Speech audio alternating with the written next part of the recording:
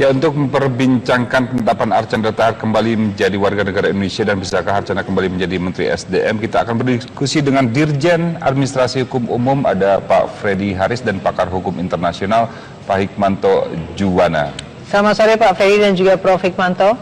Selamat sore. Ya, jadi saya tanyakan ke Pak Freddy terlebih dahulu. Pak Freddy, ini sebetulnya apa pertimbangan dari Kemenkumham memulihkan status warga negara dari Pak Archandra Tahar ini, Pak? Jadi ketika ada peristiwa ya bahwa ditemukan ada dua paspor oleh Archandra, maka Dirjen Imigrasi melakukan penelitian ya, melakukan pemeriksaan apakah memang betul ada dua paspor. Maka Pak Archandra itu dipanggil oleh Dirjen Imigrasi, dimintai keterangannya. Dan dari hasil keterangan tersebut, Dirjen Imigrasi menyatakan bahwa Pak Archandra itu ternyata memang memiliki dua paspor pada awalnya, dan setelah itu dia sudah melepaskan pada tanggal 12 Agustus. Dan 15 Agustus diperkuat lagi bahwa memang sudah disetujui oleh Department of State Amerika Serikat. Jadi ada prosedur juga di Amerika Serikat ya terhadap approve of loss of nationality. Jadi ada material, ada prosedural. Tanggal 23 Agustus itu Dirjen Migrasi menulis surat ke Dirjen AHU untuk segera melalui Menteri segera melakukan klarifikasi terhadap Archandra ini. Dan di sana dinyatakan bahwa dia sudah kehilangan kewarganegaraan Amerika Serikat. Pak Freddy, kalau ini ada surat yang dilayangkan oleh kedutaan Amerika dalam arti bahwa memang sudah tidak menjadi warga negara Amerika lagi, dalam arti memang sudah resmi hari itu diputuskan keluar dari warga negara Amerika dan sudah menjadi warga negara Indonesia. Iya, betul. Kami juga kan dari keterangan imigrasi, kami klarifikasi ulang lagi. Kami ke kedutaan, kami tanyakan kembali, apa betul surat Certificate of Loss of Nationality ini? Dan dijawab oleh kedutaan Amerika Serikat memang betul bahwa saudara Archandra telah kehilangan kewarganegaraan Amerika Serikat itu sejak tanggal 15 Agustus. Nah, itu surat jawaban itu tanggal 31 Agustus dari kedutaan Amerika Serikat. Ya, Prof. Freddy, kemudian apa sih pertimbangan lain, apa penggunaan pasal-pasal nomor 12 tahun 2006 tentang kewarganegaraan ini? Termasuk apakah juga dari Kemenkumham tidak memberikan berkoordinasi dengan pemerintah menggunakan pasal-pasal lain agar juga ini dibahas oleh DPR? Ya, kita kan ada beberapa opsi tentang pewarganegaraan, memperoleh kembali pemberian status, dan itu sebenarnya kita biasa ya, setiap bulan itu ada permohonan-permohonan seperti itu gitu kan. Jadi buat Archandra itu juga sebenarnya biasa kan, cuma karena beliau sedang high profile aja jadi orang ribut gitu kan. Nah, di sini di undang-undang ada pasal 9 ya, pewarganegaraan, ada pasal 20. Memang undang-undang ini tidak secara jelas di dalam pasalnya menyatakan bahwa bipatrid, anti apatrid ya, lalu perlindungan maksimum, dia ada di penjelasan, atas-atasnya dibuat di penjelasan. Nah, kita uji semuanya, ya. Kalau dengan pasal 9 bagaimana? Kalau dengan pasal 20 bagaimana? Kalau dengan pasal 9 ya, maka ketika pasal 9 maka harus dinyatakan Archandra itu juga lepas kewarganegaraannya, maka dia stateless. Ketika dia stateless, prosedurnya bingung juga karena harus ada surat pernyataan nanti. Baik. Pak Freddy, kita akan lanjutkan. Pak Hikmanto juga nanti bergabung bersama kami, ada anggota Komisi 3 dari fraksi P3 Pak Asrul Sani. Namun kita harus jeda terlebih dahulu untuk mendengarkan kumandang azan maghrib untuk wilayah DKI Jakarta dan sekitarnya. Di dialog kabar petang hari ini ada 3 narasumber kami, ada Pak Asrul Sani, ada Pak Freddy, dan juga ada Prof. Hikmanto. Saya akan nanya dulu sebelum ke Pak Asrul, ke Prof. Hikmanto. Dengan apa yang tadi dikatakan oleh Pak Freddy, ada penjelasan bahwa Kemenkumham memang telah memberikan kewarganegaraan telah dikembalikan ke Pak Archandra Tahar. Kalau Anda melihat apakah memang pasal-pasal atau keputusan yang diberikan oleh Kemenkumham ada pelanggaran di sini, Prof. Hik? Iya, yang pasti begini, pelanggaran bukan. Tapi Pertama saya harus sampaikan selamat untuk Pak Archandra karena sudah memperoleh kewarganegaraannya lagi ya. Dan ini perlakuan terus terang istimewa. Kenapa? Karena kalau saya lihat di Undang-Undang Kewarganegaraan, apakah menggunakan pasal 20 ataupun pasal 31 yang merujuk pada pasal 9, itu semua harus dengan keputusan Presiden. Ini diberikan berdasarkan keputusan Menteri Hukum dan HAM. Ini menjadi pertanyaan. Lalu isu yang kedua adalah seperti tadi disampaikan oleh Pak Freddy, seolah-olah Pak Archandra memegang paspor Indonesia pada saat memegang paspor Amerika Serikat, bahwa paspor Indonesianya itu masih sah. Padahal menurut Undang-Undang Kewarganegaraan, maka ketika Pak Archandra memegang paspor Amerika Serikat, maka paspor Indonesianya sudah tidak berlaku lagi. Tetapi memang banyak warga negara kita di luar negeri yang sudah melalui proses naturalisasi, terkadang mereka nakal, paspor Indonesianya masih dihidupkan, tapi tidak digunting. Seharusnya mereka sadar harus digunting, bahkan biasanya kalau misalnya di perwakilan kita di luar negeri itu akan digunting seperti itu. Nah, saya kasihan sama Pak Archandra, kalau beliau nanti akan menjadi menteri, lalu ketika jadi menteri membuat suatu kebijakan yang tidak disukai oleh pihak tertentu, lalu pihak tertentu itu akan mempermasalahkan kewarganegaraan dari Pak Archandra. Memang sekarang mungkin safe ya, bahwa kalau Pak Archandra bukan sebagai menteri, beliau sudah jadi warga negara Indonesia, tentu kita sambut dengan baik. Tetapi ketika dia menjabat di dalam jabatan publik, ini akan menjadi suatu permasalahan. Saya tidak tahu apakah Bapak Menteri Hukum dan HAM sudah memikirkan sepanjang itu atau tidak. Tetapi ini konsekuensi hukum yang harus diperhatikan oleh pemerintah. Prof, ini tadi Anda katakan ini harusnya melibatkan keputusan Presiden begitu. Sedangkan kalau saya baca sedikit ini, bahwa prinsip-prinsip yang digunakan yang diberlakukan kepada Pak Archandra menggunakan prinsip non-stateless atau asas apatrid begitu. Ini tidak harus melibatkan Presiden dan juga DPR ini, Prof. Gini, kalau urusan yang non-apartheid itu, yang tanpa kewarganegaraan, itu rujukannya adalah pasal 27 dari Undang-Undang Kewarganegaraan.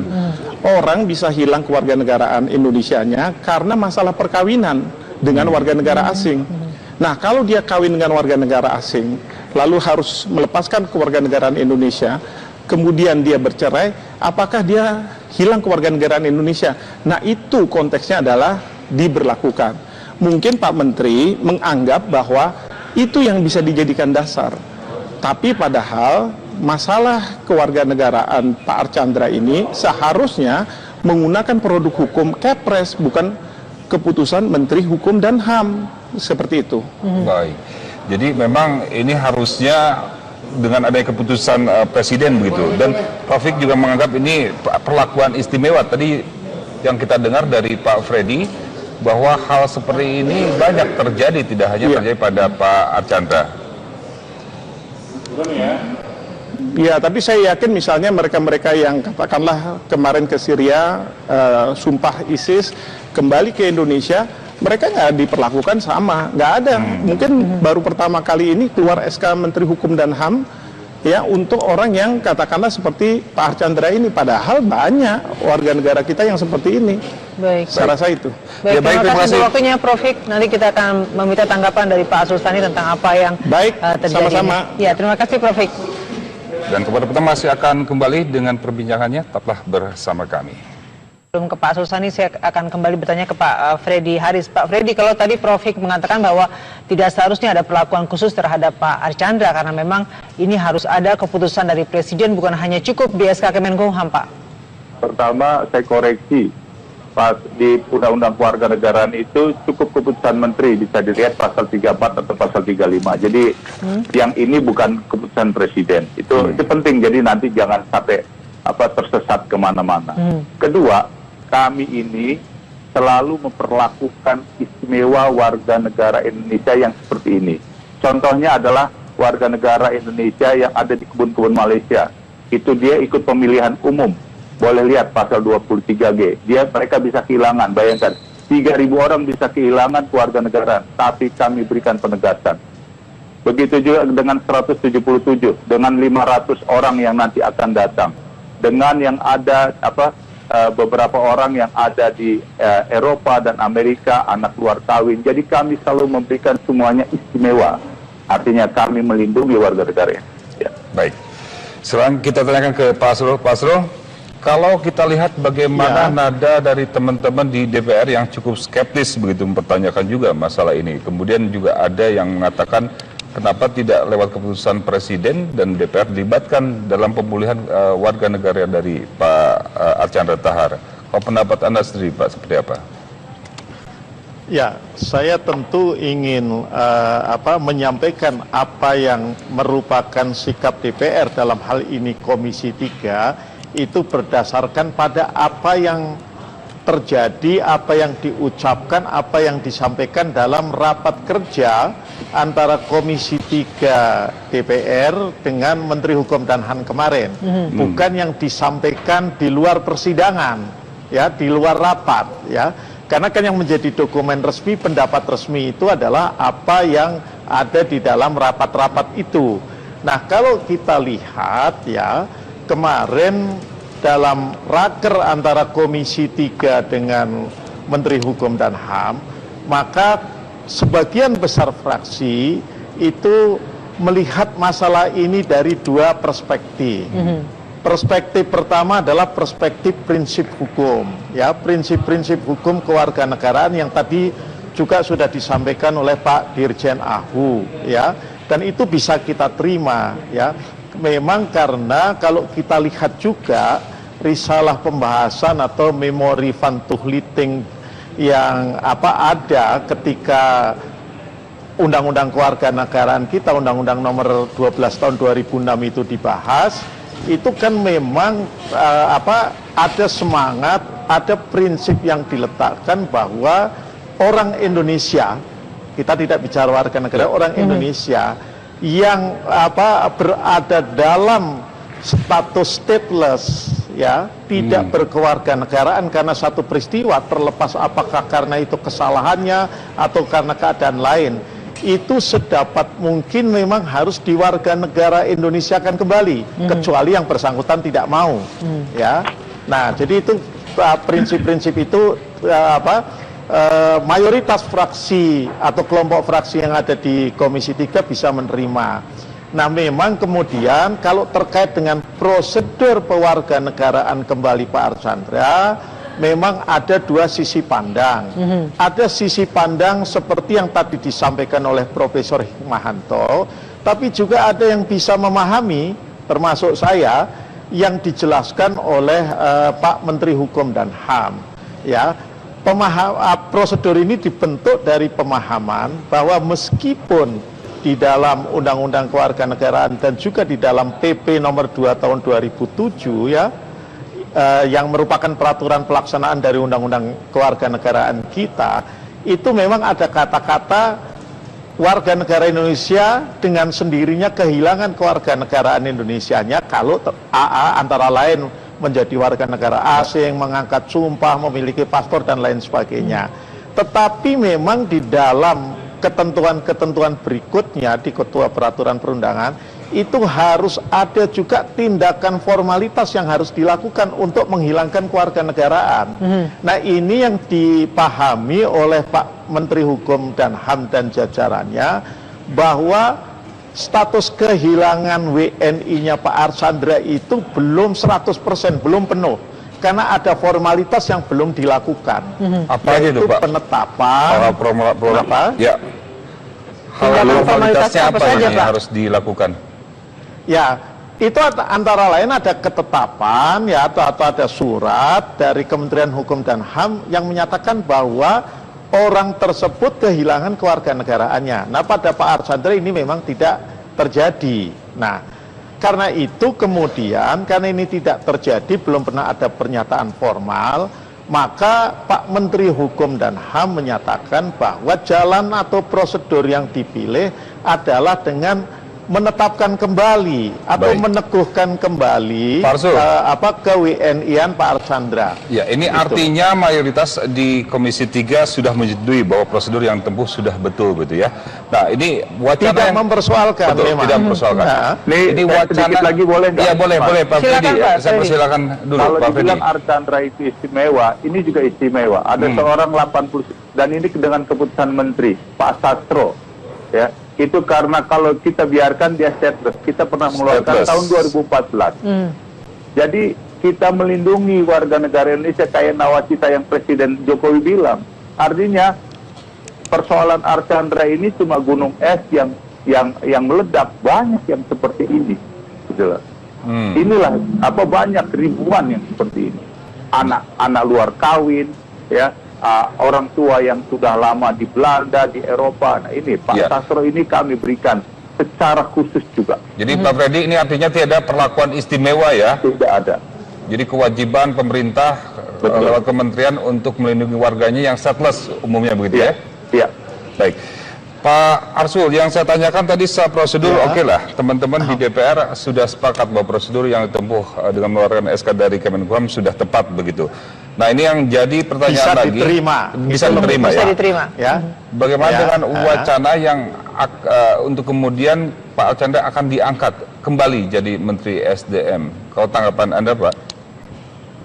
Ya, kan begini, kalau persoalan seseorang itu diangkat jadi menteri, itu pertama adalah hak prerogatifnya presiden. Namun kami meyakini bahwa presiden tentu akan memperhatikan 3 hal, ya. Yang pertama itu tentang syarat hukumnya untuk menjadi menteri, yaitu antara lain WNI, terpenuhi apa tidak. Kemudian juga kelayakannya untuk menjadi menteri. Kelayakan itu artinya latar belakang, keahlian dan sebagainya, ya. Nah, yang berikutnya kemudian kepatutannya untuk menjadi menteri, ya. Nah, ini yang saya kira juga akan menjadi bahan pertimbangan presiden. Kepatutan itu termasuk apakah yang bersangkutan pernah membuat kesalahan. Ya, ini Kesalahan menurut Anda, saja Pak ya, Arsul, bukan apakah patut, kejahatan Pak? ya. Tadi secara hukum oke Kenapa? lah, kemudian masalah kelayakan mumpuni juga. Nah, masalah kepatutan sendiri dari Pak Archandra seperti apa? Ya, kalau menurut saya persoalan patut ini kan persoalan dari sisi pandang yang mana.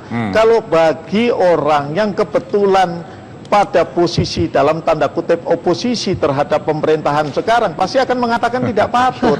Sebaliknya bagi koalisi partai pendukung mengatakan ya patut-patut saja. Ya, artinya, Kecuali ya, nanti maksud, terbukti patut- bahwa yang patut begitu ya? bersangkutan bukan, saya tidak perlu takut, tapi saya ingin juga mengatakan bahwa patut atau tidak patut itu bukan perspektif hukum, itu Baik. perspektif Ya. politik, ya.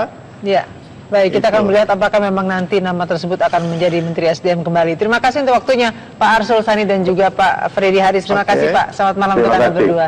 Ya. Pemirsa, rapat paripurna DPR RI menyetujui Komjen Budi Gunawan menjadi Kepala Badan Intelijen Negara.